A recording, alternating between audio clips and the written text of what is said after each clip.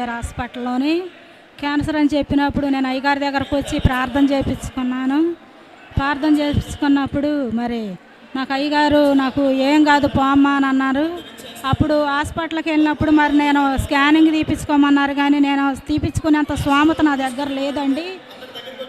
ఆ స్తోమత లేనప్పుడు నేను తీపించుకోలేదండి. ఎంత అయితే అంటే స్కానింగ్కి 2000 అయితే అమ్మ అన్నారు. మరి ఆ 2000 నా దగ్గర లేవండి. అప్పుడు 2000 నా దగ్గర లేనప్పుడు మరి నేను అట్టగే నేను ప్రార్థన చేసుకుంటున్నాను. పోయిన నెలలో నేను ఇక్కడికి వద్దామని అనుకున్నాను.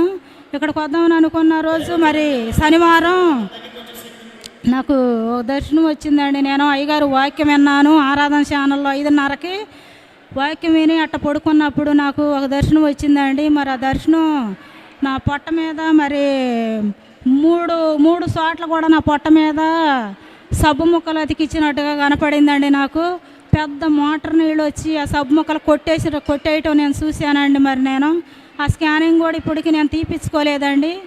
మరి మా దేవుని నామానికి వందనాలు. మరి మళ్ళీ నాకు మొన్న పోయిన నెలలోనే నాకు జ్వరం వచ్చిందండి. బాగా ఒక్కరోజే జ్వరం తగిలింది. మరి ఆ జ్వరంలో నేను నొప్పులు వచ్చినాయి బాగా. తైలాభిషేకమే రాసుకుంటున్నానండి. మరి దేవుని నామానికి వందనాలు. జ్వరం తగ్గిపోయింది. ఈ సాక్ష్యం దేవుడు దీవించిన గాక.